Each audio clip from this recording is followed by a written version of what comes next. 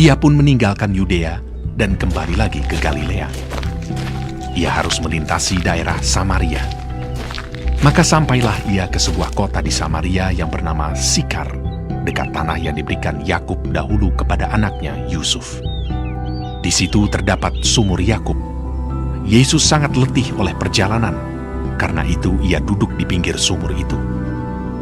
Hari kira-kira pukul 12. Maka datanglah seorang perempuan Samaria hendak menimba air. Kata Yesus kepadanya, "Berilah aku minum," sebab murid-muridnya telah pergi ke kota membeli makanan. Maka kata perempuan Samaria itu kepadanya, "Masakan engkau seorang Yahudi minta minum kepadaku seorang Samaria?" Sebab orang Yahudi tidak bergaul dengan orang Samaria. Jawab Yesus kepadanya, "Jikalau engkau tahu tentang karunia Allah, dan siapakah dia yang berkata kepadamu, 'Berilah aku minum,' niscaya engkau telah meminta kepadanya, dan ia telah memberikan kepadamu air hidup." Kata perempuan itu kepadanya, "Tuhan, engkau tidak punya timba, dan sumur ini amat dalam. Dari manakah engkau memperoleh air hidup itu? Adakah engkau lebih besar daripada bapa kami Yakub, yang memberikan sumur ini kepada kami, dan yang telah minum sendiri dari dalamnya, ia serta anak-anaknya dan ternaknya?" Jawab Yesus kepadanya, "Barang siapa minum air ini, ia akan haus lagi. Tetapi barang siapa minum air yang akan kuberikan kepadanya, ia tidak akan haus untuk selama-lamanya.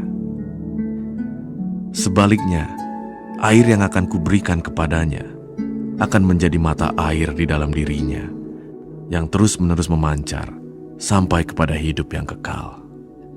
Kata perempuan itu kepadanya, "Tuhan, berikanlah aku air itu, supaya aku tidak haus dan tidak usah datang lagi ke sini untuk menimba air."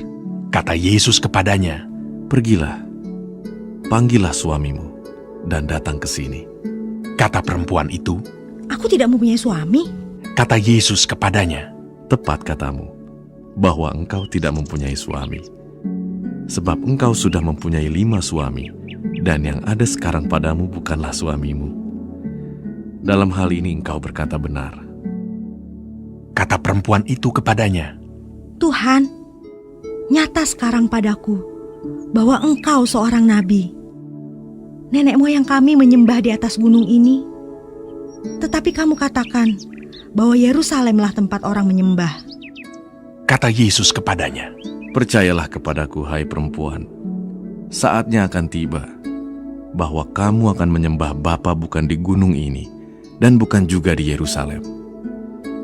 Kamu menyembah apa yang tidak kamu kenal. Kami menyembah apa yang kami kenal. Sebab keselamatan datang dari bangsa Yahudi.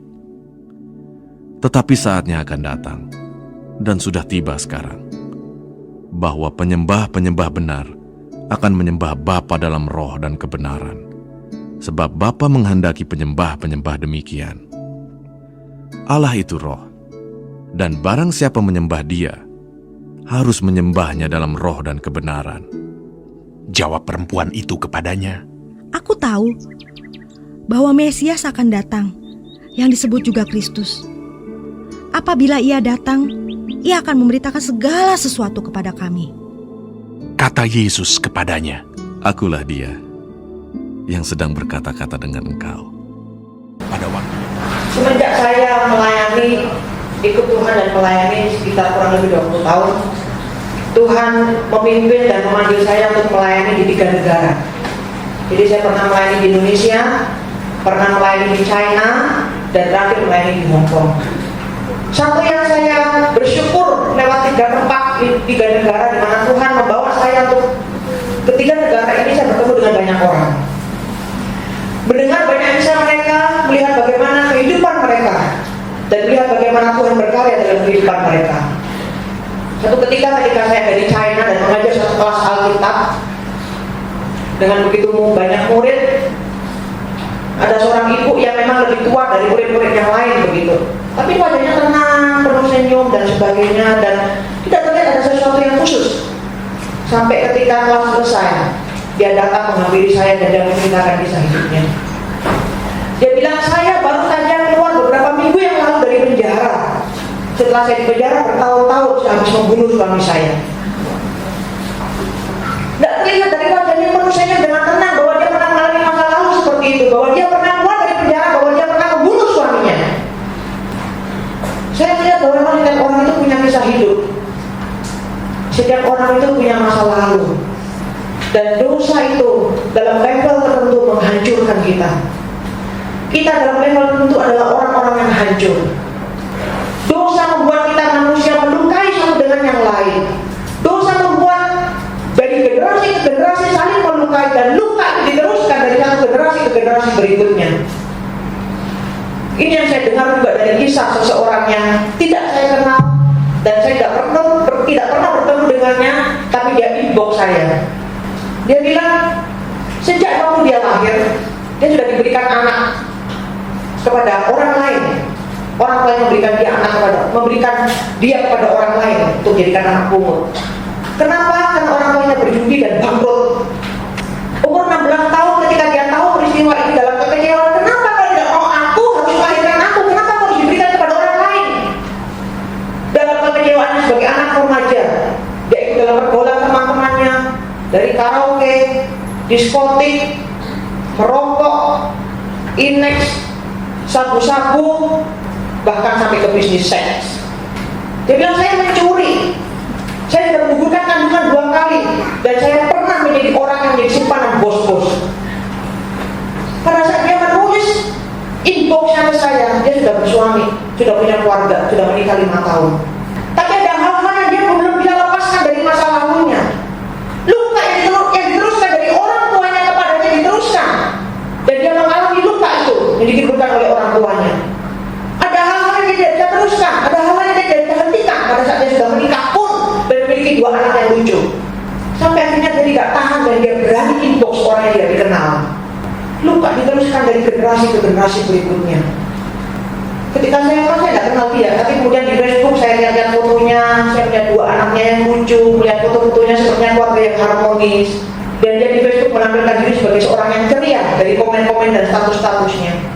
Tapi siapa yang tahu di balik keceriaan keluarga ini, di balik keharmonisannya, di balik kedua anaknya yang lucu dan keluarganya yang baik, dan suaminya tidak tahu akan masa lalunya, akan pergumulan jeritan hatinya, dia menderita hancur hatinya. Dia bersembunyi di balik keceriaannya, dia bersembunyi di balik Facebooknya, dia bersembunyi di balik keharmonisan keluarganya. Banyak dari kita memiliki tempat-tempat kesukaan untuk bersembunyi, bukan? Ada orang yang mungkin bersembunyi dari makanan, lewat makanan. Makanan membuat dia bisa mengurangi stres. Ada orang yang bersembunyi lewat barang-barang. Kalau aku punya barang lagi, 1 baju lagi, 1 tas lagi, mungkin aku rasa lebih baik. Tapi nyatanya tidak. Ada orang yang bersembunyi lewat hubungan dari satu pria ke pria yang lain. Ada orang yang mungkin bersembunyi dalam media sosial. Ada orang yang bersembunyi dalam keceriaan. Dia membuat sesuatu hal yang lucu, dia ketawa sana kemari, tapi sebenarnya hatinya hancur. Masa lalu bisa terkubur, saudara. Tapi seringkali jadi masalahnya adalah bangkainya itu terlalu busuk sampai menimbulkan racun yang mematikan bagi si pemilik kubur dan bagi orang-orang di sekitarnya. Masa lalu memang bisa berlalu, tapi masalahnya pengaruhnya masih sangat kuat menggerogoti kehidupan sekarang maupun masa yang akan datang. Banyak orang membiarkan dirinya ditahan, diperas, dimakan habis oleh masa lalunya, dan masa lalu masih terus mengendalikannya dengan sangat kuat.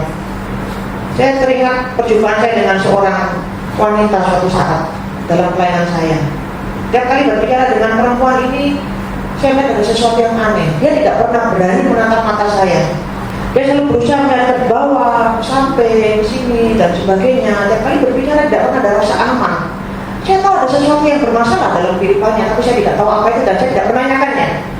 Dan saya lihat perbicaranya dengan orang-orang lain juga bersama serupa. Dia tidak punya rasa aman, ada ketakutan, ada rasa minder yang sangat besar.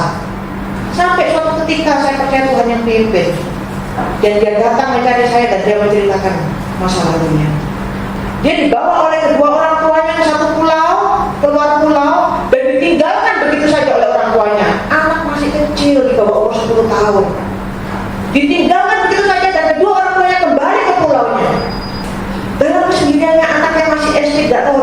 apa di luar pulau, kemudian dia dipungut oleh seorang keluarga yang baik, oleh seorang bapak. Tapi justru di situ adalah masalah yang lebih besar yang terjadi. Bapak yang baik yang memungut dia, yang bersedia mengadopsi dia. Sejak dia kelas 5 SD, terus memperkosa dia sampai dia besar. Hatinya bergejolak. Ini seorang bapak yang baik, yang mau menerima mengadopsi aku ketika aku dibuang oleh orang tuaku, ketika aku tidak tahu bagaimana harus mencari makan. Tapi bapak ini mulai memperkosa dan merusak hidupku. Dia besar, dia sudah menikah, sudah punya anak. Tapi masalah itu masih menggerogoti ketika dia berbicara dengan orang tidak pernah ada rasa aman. Seakan-akan setiap orang, semua orang tahu dirinya telanjang, tahu hidupnya. Dia takut ketika berpapasan berbicara dengan orang, dia selalu tidak berani menatap matanya. Masa lalu sering memakan menyerap habis energi kita. Seringkali masa lalu masih mengendalikan. Memang dia sudah berlalu, tapi pengaruhnya masih begitu kuat sampai hari ini, bahkan sampai kehidupan kita yang akan datang. Wanita yang tadi saya ceritakan, dia punya rasa malu yang hebat, dan ada wanita lain yang juga menderita rasa malu yang hebat. Begitu hebat, kenapa? Karena dia kawin cerai sebanyak 5 kali, bahkan kumpul-kebo. Dia malu dengan kehidupannya. Dia malu karena dia mengalami penghinaan, mengalami cibiran, mengalami singisan dari orang lain, mengalami makian dari orang lain. Kawin cerai dan bahkan kumpul-kebo. Begitu malunya sampai dia pergi menimba air di sumur pun dia memilih waktu jam 12 siang, di mana matahari bersinar dengan begitu terik dan tidak pernah ada orang yang keluar rumah.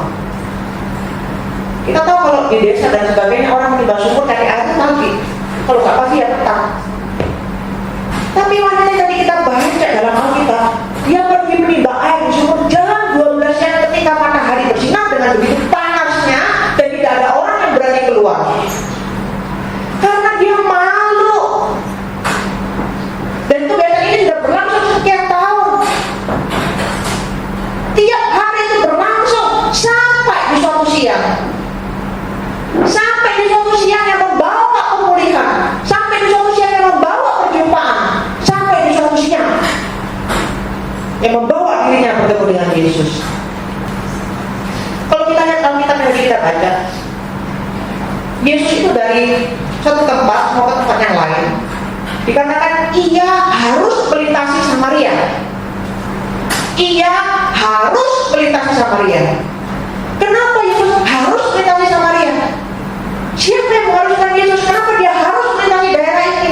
Menurut sejarah, orang Yahudi itu memang tidak bergaul dengan orang Samaria. Orang Yahudi itu menganggap orang Samaria itu najis. Dan seringkali kalau dari orang Yahudi dari Yudea ke Galilea dan sebaliknya, mereka akan cari jalan pemutar yang lebih panjang supaya mereka menghindari lewat Samaria. Tidak apa putar lebih panjang daripada melewati tempat yang najis dan membuat diri pun najis. Jadi mereka putar lebih panjang dan tidak pernah ada orang yang mau melewati Samaria. Tapi Yesus katakan ia harus melintasi Samaria. Kenapa dia harus melintasi Samaria? Karena Yesus tahu bahwa di sana ada seorang wanita yang bergumul hebat dengan masa lalunya. Yesus tahu di sana ada seorang wanita yang bergumul hebat dengan dosa-dosanya. Yesus tahu di sana ada seorang wanita yang bergumul hebat dengan beban masa lalunya. Dia tahu di sana ada seorang wanita yang membutuhkan pemulihan. Dan hanya Yesus yang bisa menolongnya. Hanya Yesus yang bisa mengangkat beban masa lalunya dan memberikan pemulihan. Ketika Yesus mengatakan, ketika dia bertemu dengan perempuan itu, dia mengatakan, berilah aku minum. Dan pertanyaan ini membuat kaget wanita Samaria ini. Kan katakan orang Yahudi tidak bergaul dengan orang Samaria. Orang Yahudi menganggap orang Samaria najis. Saya pikir mudah sekali untuk kita menjatuhkan penghakiman kepada perempuan ini. Seringkali kita ahlinya bukan hakim orang lain. Ya kan, kalau ada dia di sini mungkin saya yakin mungkin tidak ada orang yang berani duduk dekat dia, begitu kan? Kali jadi bisik-bisikan itu loh yang dari non-coin itu loh itu loh orangnya begitu. Kita tulis di status besar-besar begitu kan, bahkan kita foto dan kita upload fotonya. Jangan dekat-dekat perempuan ini, berbahaya. Kalau kamu ingin suamimu selamat, jangan dekat-dekat dia. Kalau kamu ingin pacarmu selamat, jangan dekat-dekat dia begitu. Kita upload besar-besar supaya semua orang tahu, seluruh dunia tahu begitu. Betul, dan kamu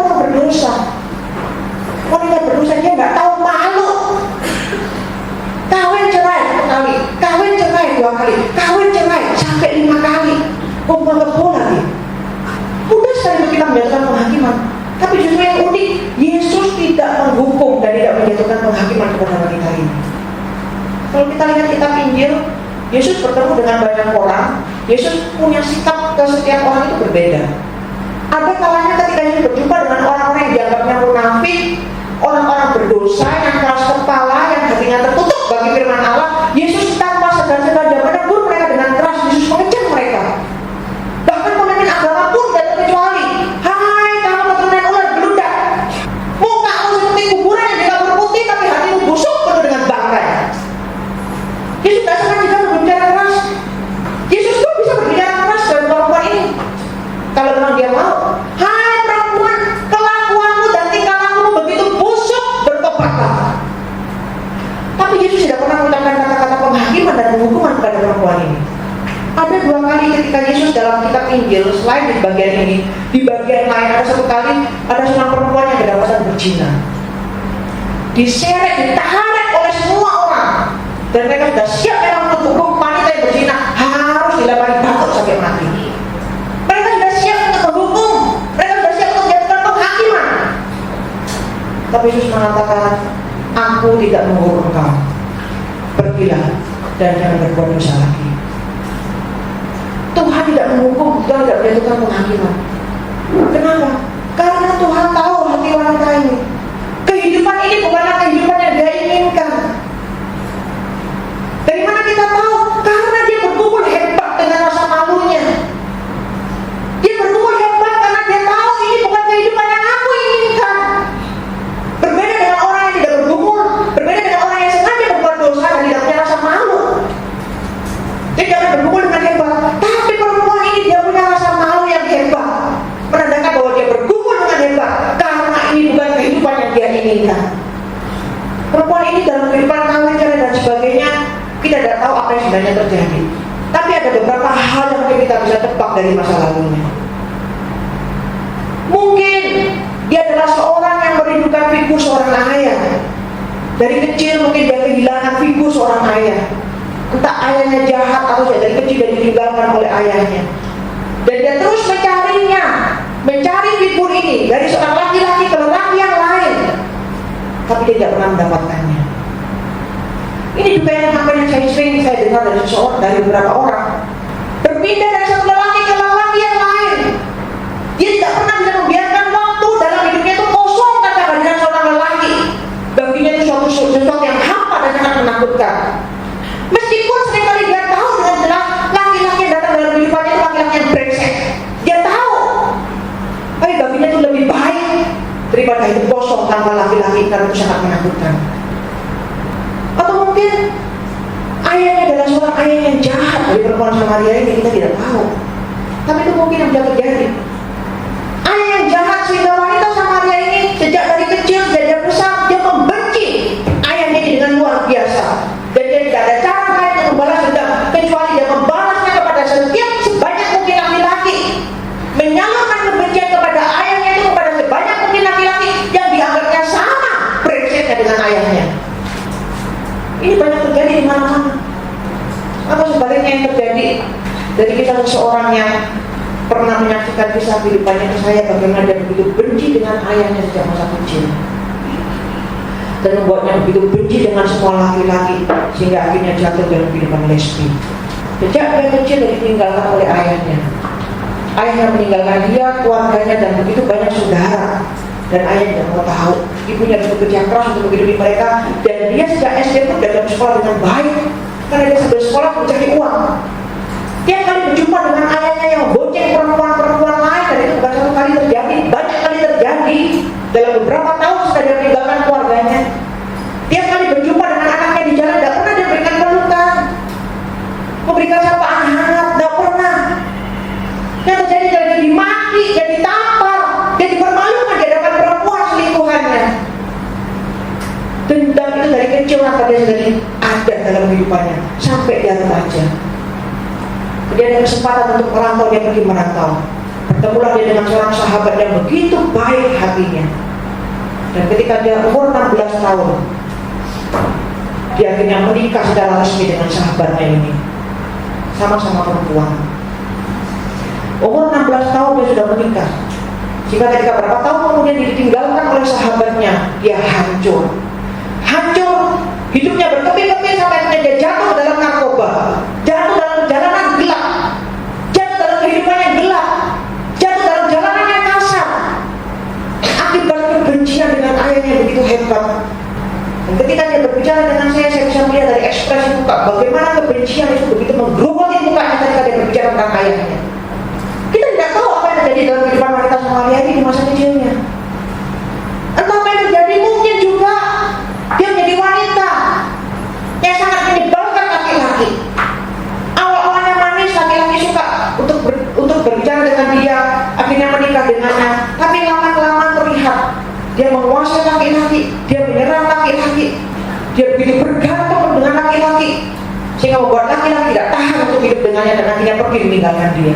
Kita tidak tahu mana sebenarnya terjadi. Tapi yang pasti adalah bahwa perempuan ini, wanita ini memiliki luka batin yang sangat serius. Wanita ini mengalami masalah hati yang sangat berat. Dan ketika Yesus mengatakan kepadanya, berilah aku minum, perempuan ini kaget. Bagaimana seorang Yahudi mau minta minum kepada seorang Samaria yang dianggapnya najis? Jadi dikatakan bahwa orang Yahudi tidak bergaul dengan orang Samaria. Tidak bergaul bukan hanya berarti tidak menjadi teman atau berbicara dengan orang Samaria, tapi tidak memakai barang milik orang Samaria. Tapi ketika Yesus minta minum, berarti Yesus mau memakai gayung yang sama yang dipakai oleh perempuan itu. Ini menunjukkan apa? Menunjukkan bahwa Yesus mau menyentuh kehidupan wanita ini. Yesus tidak menganggapnya najis dan menjijikan. Yesus tidak menjaga jarak dengan perempuan ini. Yesus berbeda dengan setiap orang yang pernah dijumpainya selama ini. Setiap kali dia berjumpa dengan para perempuan di desanya, dia melihat tatapan mata yang sinis, tatapan mata penuh kebencian.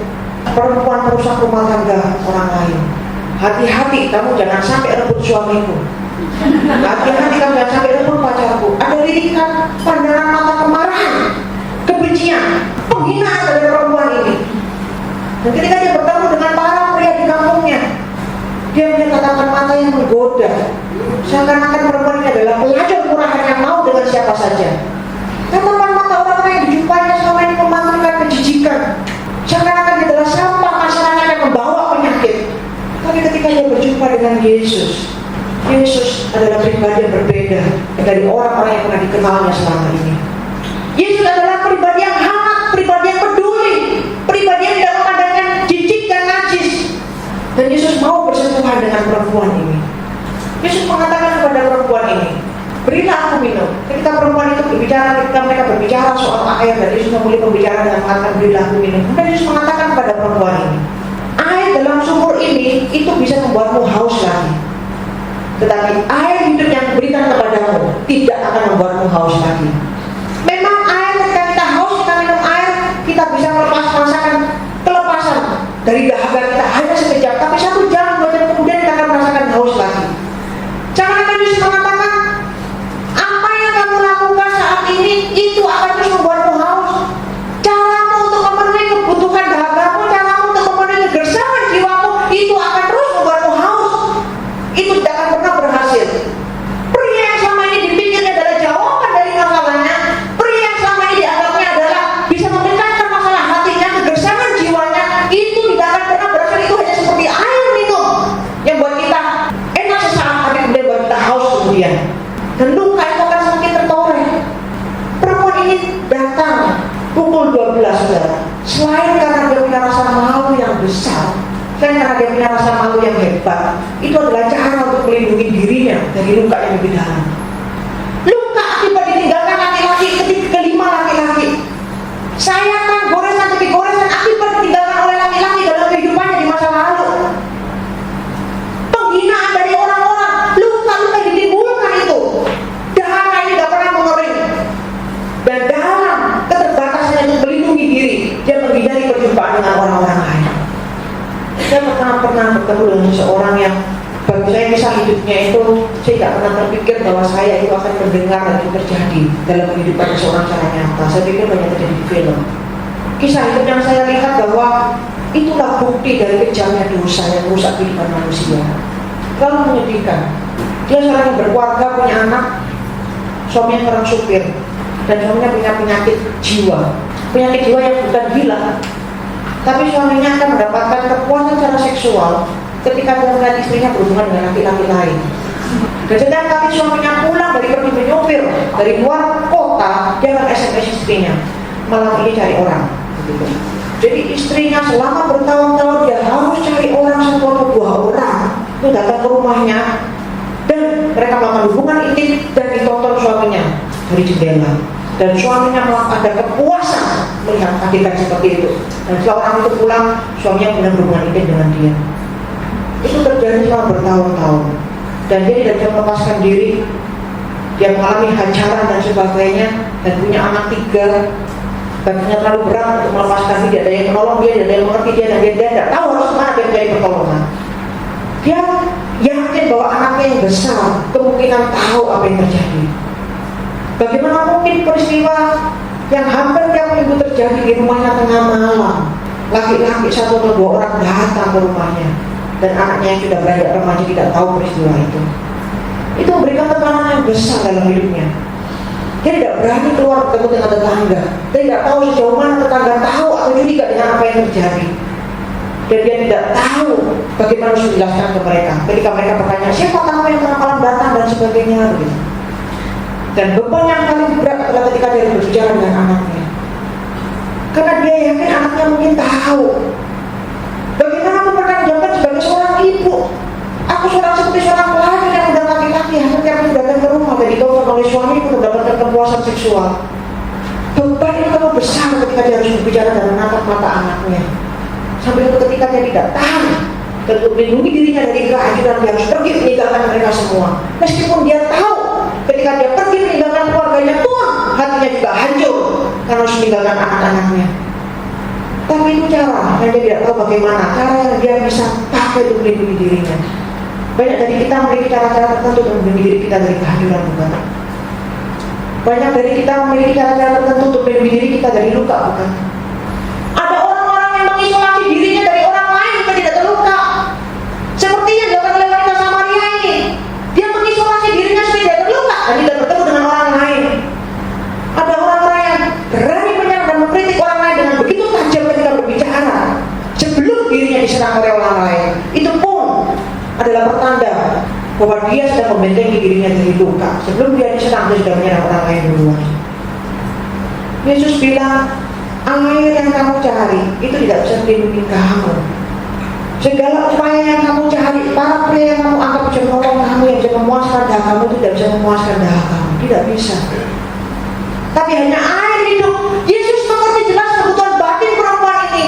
Yesus mengerti luka hatinya.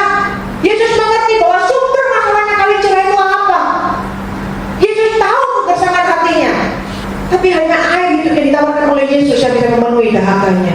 Makanya Yesus membawa wanita itu melihat semua upaya yang kamu pikir bisa membuatmu bahagia, itu ternyata hanya menambah luka di hatimu. Hanya membuat darah yang keluar dari luka-lukamu itu tidak pernah mengering. Semua upaya yang kamu lakukan itu tidak ada artinya, akan membuat hidupmu semakin hancur. Setelah Yesus berbicara dengan wanita ini tentang hal ini, kemudian dia membawa wanita ini berbicara tentang dosanya. Kemudian Yesus berbicara pada perempuan ini, panggil suamimu. Betul perempuan ini Yesus tidak menghakimi perempuan ini, tapi fakta bahwa wanita ini berdosa itu harus diakui. Kemudian Yesus bilang, panggil suamimu. Perempuan ini masih berusaha menyembunyikannya dari Yesus. Dia bilang, aku tidak punya suami. Kemudian Yesus menuntun perempuan ini untuk melihat bahwa dosanya itu harus diakui. Kisah yang tadi saya pernah ceritakan tentang seorang yang lesbi. Dia tidak pernah berani mengatakan dirinya itu seorang lesbi. Dan setiap kali saya berbicara dengan dia memakai istilah lesbi, dia selalu merasa tidak nyaman. Dia bilang, saya ini bengkok, Bu. Bengkok, dia pakai istilah bengkok untuk membuatnya merasa lebih nyaman. Mereka tuh tahu itu jangan berdosa. Mereka takut sebetulnya. Tapi dalam ketidakberdayaan untuk melepaskan diri, dan dalam ketakutan yang besar, mereka mencari cara bagaimana membuat diri mereka merasa lebih baik. Dan mengatakan ini jalan yang bengkok. Saya pernah untuk dia bilang, ini lesbi. Kamu harus berani mengakui kamu itu lesbi. Dan itu berdosa di hadapan Tuhan. Itu butuh waktu proses yang cukup panjang sampai dia berani mengakui dengan berat mengakui saya berdosa di hadapan Tuhan karena sudah memilih jalan lesbi, bukan bengkok tapi jalan lesbi. Harus diakui, karena tanpa pengakuan tidak akan ada pertobatan, tanpa pengakuan tidak akan ada pemulihan. Ini juga yang terjadi kepada dengan seorang ibu yang pernah datang ke saya dan dia bilang, saya menyimpan satu rahasia selama 10 tahun. Dan beban ini terlalu besar untuk saya tanggung dan tidak pernah ada seorang pun yang tahu. Bahkan untuk membersihkan dosa saya sampai mau dibaptis untuk kedua kalinya. Saya berharap dengan dibaptis kedua kalinya semua beban dan dosa itu akan hilang. Tapi ternyata tidak. Setelah dibaptis kedua kalinya bertahun-tahun kemudian beban dan rasa bersalah itu masih terus mengikat dengan kuat. Sampai akhirnya saya hanya dengan cara sederhana aja memimpin dia untuk mengaku di hadapan Tuhan dan mengatakan ketika kamu mengaku dosamu, memang dia bilang saya tidak mengaku dosa saya, tapi seringkali kita butuh seseorang pengantara untuk mengaku dosa kita dengan jujur, secara langsung merasakan tangan anugerah Tuhan lewat seseorang yang memberkati kita, mendoakan kita, dan baru kita bisa merasakan kelepasan. Saya hanya membimbing dia secara sederhana saja, hanya bimbing dia untuk mengakui dosanya dan percaya bahwa dia sudah mengalami pengampunan dari Tuhan. Dia berlutut dengan menangis begitu lama di lantai, menangis selama 10 tahun, beban yang dipendam bertahun-tahun sendirian tanpa ada seorang pun yang tahu, dan merasakan tangisan kelegaan karena sudah dilepaskan dari beban yang besar, dan dia tanpa halangan mengalami pertumbuhan yang luar biasa. Saudara, betapa sering ketika kita memar dan terluka, kita berlari pergi dari pribadi yang justru mengasihi kita. Kita menundukkan kepala kita dalam rasa malu yang dalam. Kita pun jijik, kita pun malu dibuat lihat kehidupan kita dan dosa-dosa kita. Dan kita pun berpikir Allah pasti juga merasakan hal yang sama. Kita tidak bisa mengerti bagaimana mungkin Allah mengasihi aku yang begitu penuh dengan borok yang menjijikan dan penuh dengan bau busuk seperti ini. Kita sulit untuk percaya. Saya teringat kisah seorang ibu yang masih membuat saya miris sampai saat ini dan begitu sedih kalau mengingat dia. Ibu ini menikah dengan laki-laki yang tidak dicintainya. Tapi pria yang dicintainya adalah pria yang baik, yang mengasihi dia, yang mencintai dia. Kenapa menikah dengan laki-laki yang tidak dicintai? Karena itu terjadi dalam suatu kecelakaan. Terjadi dalam suatu malam yang memabukkan antara dua orang muda, sehingga terjadilah kehamilan itu. Dan dia harus menikah dengan pria ini. Tapi kalau menikah dengan pria ini, akhirnya timbul kebencian dan kemarahan. Kenapa aku seakan-akan harus terjebak dalam perkawinan seperti ini, dalam perkawinan dengan pria yang tidak mencintai? Tapi pria itu baik, mengasihi dia, mencintai dia, menjaga anak-anaknya, dan dia begitu cuek tidak peduli dengan anak-anaknya, tidak peduli dengan urusan rumah tangga, sebagai bentuk wujud dari kemarahannya dalam perkawinan yang dia inginkan. Tapi pria itu tanpa pernah mengomel, tidak pernah menuntut, dia selalu menjaga anak yang pertama, anak yang kedua, sampai akhirnya jadi anak yang ketiga. Tapi anak yang ketiga ini bukan lahir dari suaminya, tapi suatu ketika dia selingkuh dengan orang lain, selingkuh dengan laki-laki yang juga sudah beristri. Dia tahu, mungkin suaminya tahu, karena terlalu berbeda anak yang ketiga. Terlalu berbeda, secara kulit dan wajah terlalu berbeda. Tapi suaminya tidak pernah ngomong satu kata pun, tidak pernah ngomong apa-apa. Dalam rasa bersalah yang besar. Awalnya dia tidak ada bersalah, tapi lama-kelamaan itu berlangsung berapa tahun dalam rasa bersalah yang besar. Dia begitu bersalah sekali meninggalkan ketiga anaknya, mengkhianati suaminya, tidak peduli dan membuang keluarganya begitu saja. Dalam rasa bersalah yang besar, dia ikuti konseling dan dia mau berusaha memulai dari nol, dari bawah. Tapi sayang, beberapa minggu kemudian terdengar kabar suaminya meninggal. Beberapa minggu setelah dia mau bertekad untuk memulai dari nol, memulai sesuatu yang baru dari nol, beberapa minggu kemudian suaminya meninggal. Dia belum bereskan, dia bilang saya belum tebus rasa bersalah dengan suami saya, pengkhianatan dan sebagainya saya belum tebus, tapi dia sudah meninggal. Akhirnya dia bawa seluruh keluarganya ini kembali ke rumah orang tuanya di luar pulau, dan sejak saat itu saya kehilangan kontak dengan dia. Tapi terakhir saya dengar kemungkinan dia meninggalkan Tuhan. Saya sedih. Justru dalam keadaan lemah, dalam keadaan terluka dia meninggalkan Tuhan. Dia sangat sulit percaya bahwa Tuhan menerima dia dan mengampuni dia. Dia merasa Tuhan menghukum dia dengan kematian suaminya. Nah, kita mengatakan tidak peduli seberapa buruknya kita, tidak peduli apapun, bagaimanapun keadaan kita, tidak peduli seberapa banyak kita sudah gagal, seberapa banyak keputusan-keputusan bodoh yang sudah kita ambil, seberapa banyak luka dalam hidup kita, Allah merentangkan tangannya lebar-lebar untuk menyambut kita. Banyak orang di sana itu, peraturan pemerintah di China punya anak itu cuma satu, sehingga mereka bisa dengan bebas menggugurkan kandungan mereka. Kalau anak yang mereka pikir itu bukan anak laki-laki, misalnya mereka ingin anak laki-laki, mereka bisa gugurkan kandungan mereka. Atau kalau misalnya anaknya diketahui cacat atau ada berdarah dan sebagainya, karena punya anak cuma satu, mereka mau punya anak yang hebat. Karena dengan boleh cuma punya anak satu, mereka mau punya anak yang paling pintar, paling cakep dan sebagainya. Sehingga yang ada kemungkinan ini mungkin buruk, ini mungkin luka, ini mungkin cacat, mereka akan buang. Jika emang ketika lahir itu banyak bayi-bayi yang dibuang. Ketika lahir baru ketahuan bayi itu cacat, bayi itu sumbing, bayi itu nggak sesuai dengan harapan mereka. Mereka buang di pinggir jalan, di tong sampah, atau diletakkan di mana saja begitu. Manusia bisa memandang jijik dan membuang, tapi Tuhan tidak pernah memandang jijik orang yang berdosa. Tuhan tidak pernah memandang sebelah mata dan memandang dengan sinis orang yang berdosa.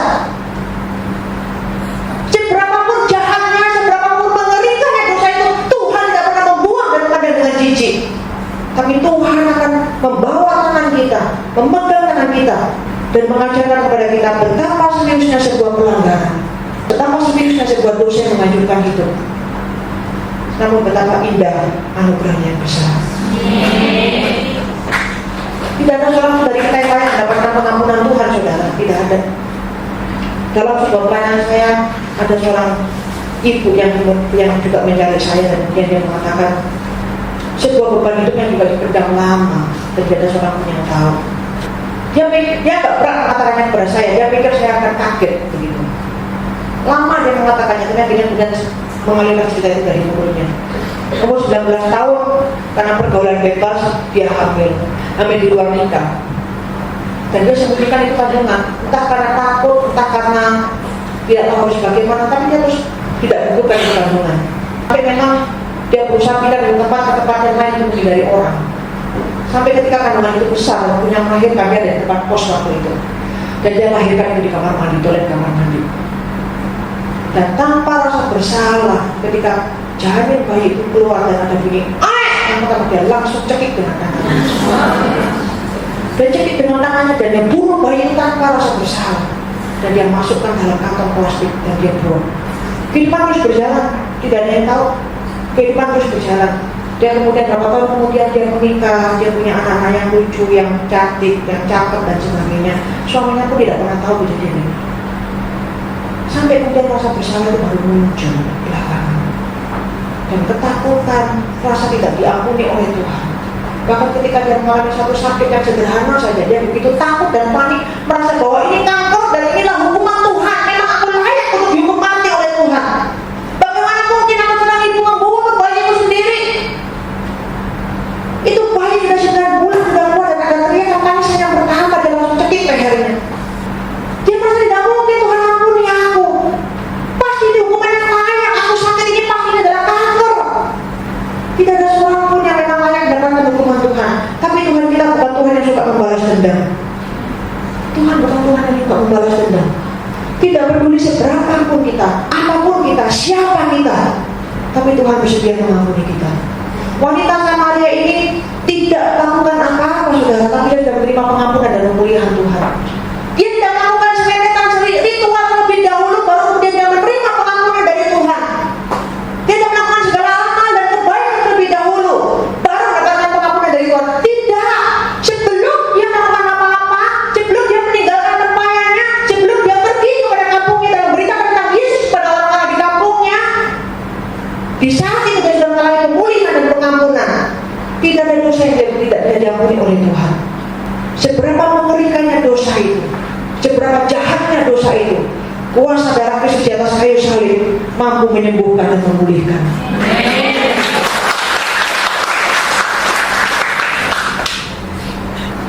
Hidup kita ini hancur dari beberapa level. Kita ini semua orang-orang yang hancur dari awalnya. Kita bisa memilih untuk lari dari kehancuran kita atau menyangkali kehancuran kita. Kita bisa pergi atau ada pilihan yang lain. Kalau baik? Atau kita bisa memilih jalan yang lain? Kita menerima kehancuran kita dan membawanya kepada Allah. Allah adalah Yesus yang mampu mengolah kehancuran-kehancuran kita menjadi puing-puing yang indah, menjadi gambaran yang indah. Puing-puing kehancuran kita dapat diolahnya menjadi bangunan yang indah. Berapa waktu ini kan kita kaget dengan berita bandar narkoba yang dieksekusi. Dan memang ada satu berita yang sangat menarik saya, yaitu satu tahanan dari Australia namanya Andrew Chen. Salah satu dua orang Australia dieksekusi mati kan kemarin 8 orang. Dia salah satunya. Dia pada saat ditangkap tahun 2005 dia mau bunuh diri, tapi kemudian nggak jadi. Dia tanya, kenapa kamu bisa bertahan dalam penjara 10 tahun dan bahkan mengalami mau dieksekusi mati, tapi kamu bisa tak produktif dalam penjara? Dia bilang, karena Yesus. Di dalam penjara yang dia bertobat dan kemudian percaya Yesus. Bukan hanya bertobat dan percaya Yesus, tapi kemudian juga sekolah Alkitab dan akan menjadi hamba Tuhan dari penjara. Dia melayani dalam sebuah kapel mungkin dalam penjara dan dia berkorban, melayani pembimbingan di sana. Bahkan ada satu bandar narkoba dari Indonesia yang dihukum mati kemarin pun itu dulunya Muslim, tapi kemudian diinjili juga oleh Andrew Chen ini, diberitakan tentang Yesus. Dan memang sebelumnya dia sudah pernah mendapatkan penglihatan dalam mimpi tentang seseorang berbaju putih yang menolong dia. Kemudian dikasih tahu tentang Yesus. Dan ketika waktu eksekusi kemarin kita tahu 8 orang ini mereka tidak menutup mata, tapi mereka menyambut ajal mereka dengan menyanyikan suatu pujian, Amazing Grace, sangat besar anugerahmu. Andrew Chen dia dalam penjara, tapi dia tetap mau produktif, dia mau sekolah, bahkan sekolah Alkitab, dan dia mau melayani. Dia mengatakan, kalau boleh pilih saya memang memilih hidup. Kenapa? Karena saya bisa melayani orang lebih banyak lagi. Tapi kalau memang saya mati pun, saya siap. Baginya Kristus, mati adalah Kristus, hidup adalah keuntungan. Kita produktif jangan di penjara dan membuka kursus masak dan sebagainya, mengajari banyak orang, menolong banyak orang, membuat itu video banyak orang untuk supaya anak-anak muda tidak terlibat dalam narkoba. Dia melakukan banyak orang, banyak hal. Memang dia bersalah, memang dia patut dihukum mati. Tapi apa yang dia lakukan itu akan dikenang oleh banyak orang.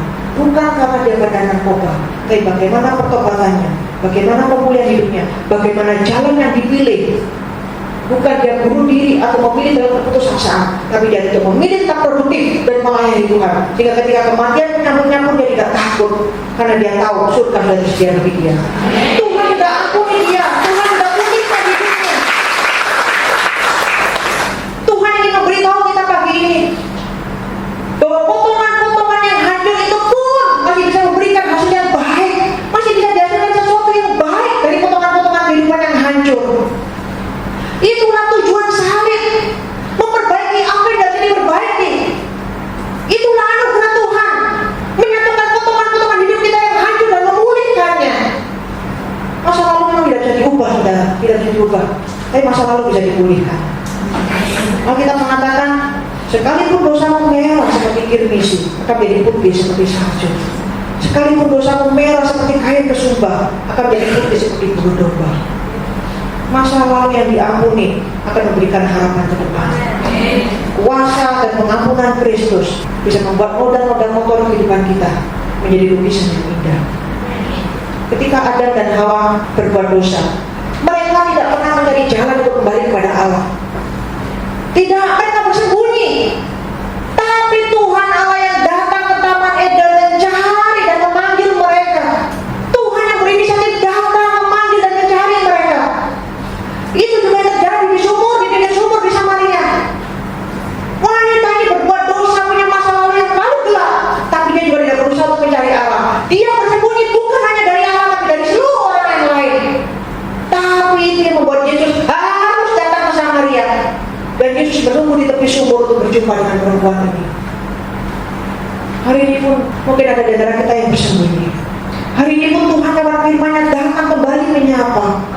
Jangan lagi bersembunyi. Tuhan menunggu, Tuhan datang mencari dan memanggilmu. Bahkan engkau pun berjalan membelok memutar untuk menghindari Tuhan. Mungkin dari perkawinan yang gagal, kehidupan yang hancur, nafsu seks yang mengikat. Tapi di pojokan itu pun Tuhan tidak datang menunggu dan menemuimu. Saat ini Tuhan ingin berkata kepadamu lewat firman-Nya, aku ingin memberikan hal yang baru bagimu. Inilah waktunya. untuk menerima hal yang baru. Aku membuka pintu-pintu yang baru bagi hidupmu di depan. Aku ingin memuaskan dahagamu dengan aliran-aliran air surgawi yang sejuk dan yang deras itu. Jangan tinggal lagi di masa lalumu. Jangan lagi hidup di dalam tragedi-tragedi dari sejarahmu atau dari sejarah latar belakang keluargamu. Jangan lagi tinggal. Tapi ramailah kepadaku, datanglah kepadaku. Karena aku benar-benar memiliki sesuatu yang baru untukmu. Maukah saudara datang kepada Kristus? Maukah saudara menerima anugerahnya? Maukah saudara hari ini dipulihkan? Jangan lagi bersembunyi karena Tuhan tahu. Dan Yesus adalah jawaban. Mari saya ajak untuk saudara merenungkan sebuah lagu.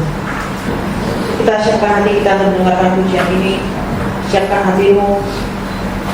Apapun yang Tuhan katakan bagimu pada pagi hari ini, buka hatimu untuk menerima anugerahnya.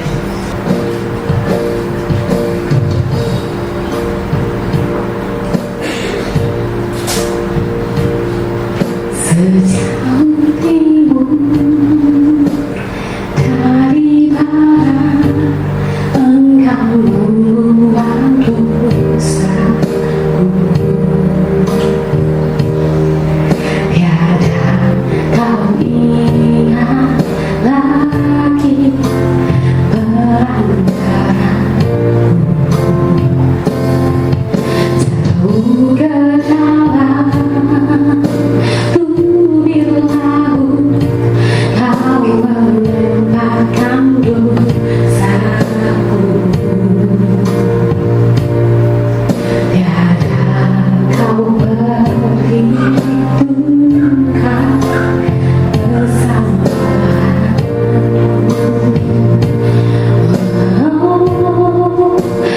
Betapa besar kasih pengampunanmu, Tuhan.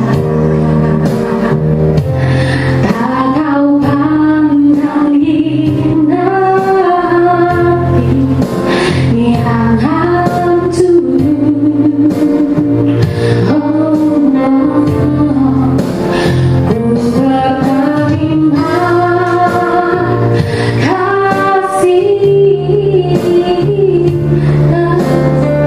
kepadamu ya Tuhan. Pengampunan yang kau beri,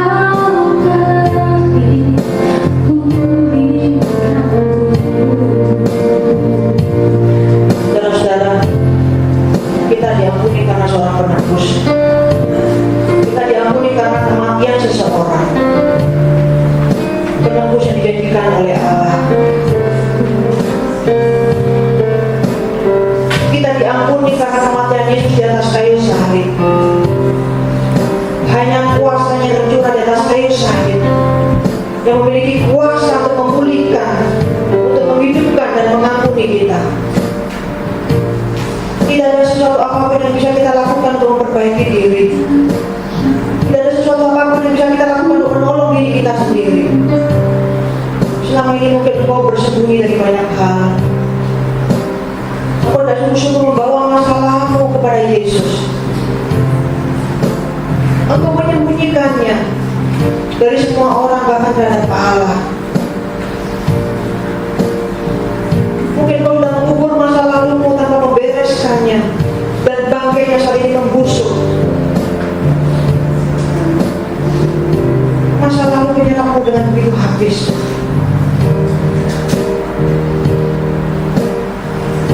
Ini saatnya untuk datang kepada Tuhan. Seberapa buruk pun dosamu, seberapa gelap masa lalumu, Tuhan tidak pernah memandangmu dengan jijik dan najis. Orang lain mungkin memandangmu dengan jijik, bahkan dirimu sendiri mungkin memandangmu dengan jijik dan malu. Tapi Tuhan saat ini melebarkan tangannya. Tuhan saat ini menyapamu. Tuhan ingin engkau kembali pulang. Tuhan mau melayanimu dan memulihkanmu. Tuhan mau merawat luka-lukamu dan membersihkannya. Jangan mengeraskan hati, sudah. Tidak ada seorang pun yang bisa menolongmu dan termasuk dirimu sendiri. Hanya Yesus yang bisa memulihkanmu, dan saat ini Dia datang dalam firman di pagi hari ini. Engkau sudah bersembunyi sekian lama, terlalu lama. Saat ini Dia datang mencarimu. Saat ini Dia datang memanggilmu. Dia ingin menyentuh kehidupanmu.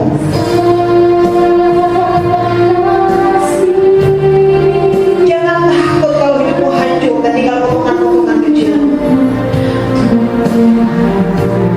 Karena Allah justru saat ini, hari ini mau menyatukan kembali potongan-potongan yang hancur itu dan memulihkannya.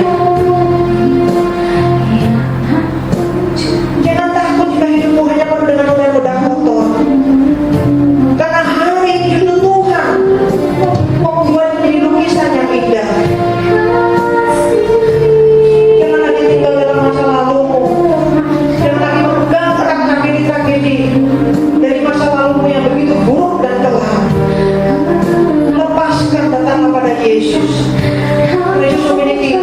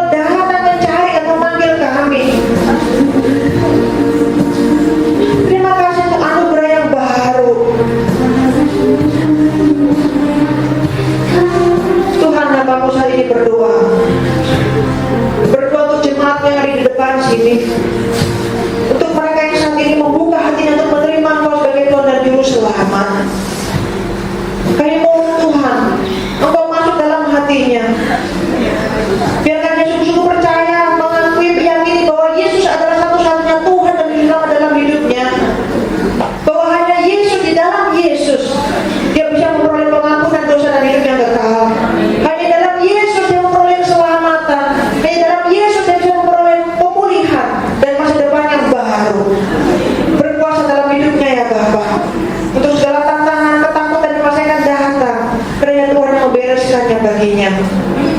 Biarkan dia boleh mengakui, boleh percaya bahwa hanya Yesus yang berkuasa atas hidupnya.